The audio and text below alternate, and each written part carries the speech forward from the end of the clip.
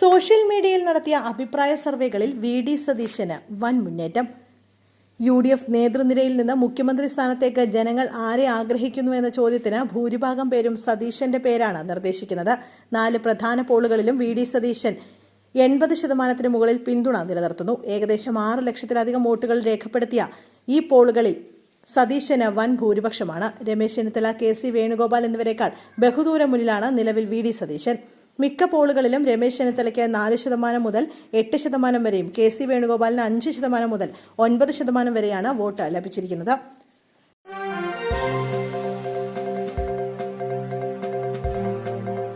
സെക്രട്ടേറിയറ്റിന് മുന്നിൽ നടന്ന പ്രതിഷേധ പ്രകടനത്തിനിടെ ഉമ്മൻചാണ്ടിയുടെ ഫ്ലെക്സ് നശിപ്പിച്ച സംഭവത്തിൽ പ്രതികരണവുമായി ചാണ്ടി ഉമ്മൻ.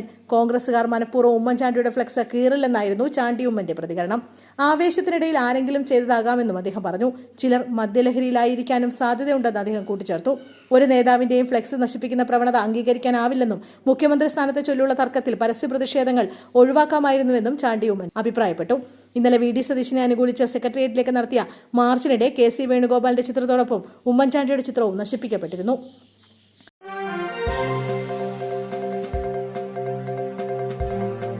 തെരുവിൽ നടക്കുന്ന പ്രതിഷേധത്തെ രൂക്ഷഭാഷയിൽ വിമർശിച്ച് കോൺഗ്രസ് MP രാജ്മോഹൻ ഉണ്ണിത്താൻ. തെരുവിലെ കളി പ്രവർത്തകർ അവസാനിപ്പിക്കണമെന്ന് രാജ്മോഹൻ ഉണ്ണിത്താൻ ആവശ്യപ്പെട്ടു.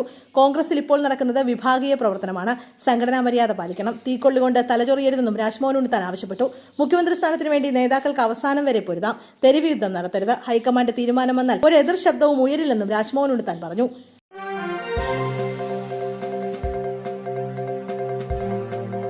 ജ്യൂസിൽ മയക്കുമരുന്ന് നൽകി യുവതിയെ ബലാത്സംഗം ചെയ്ത സംഭവം ഓട്ടോ ഡ്രൈവർ പിടിയിൽ.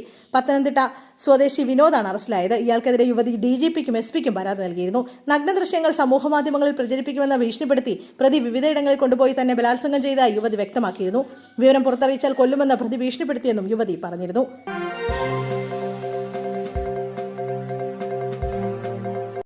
UDF അധികാരത്തിലേറുന്നതോടെ ഹോണറേറിയം വർദ്ധിപ്പിക്കുമെന്ന പ്രതീക്ഷയിൽ ആശമാർ. വാക്കുപാലിച്ചില്ലെങ്കിൽ പുതിയ സർക്കാരിനെതിരെയും സമരം നടത്തുമെന്നാണ് ആശമാരുടെ നിലപാട്. ഹോണറേറിയം വർദ്ധിപ്പിക്കുന്ന അടക്കമുള്ള ആവശ്യങ്ങൾ ഉടൻ തന്നെ പരിഗണിക്കുമെന്ന പ്രതീക്ഷയിലാണ് ഇപ്പോഴവർ.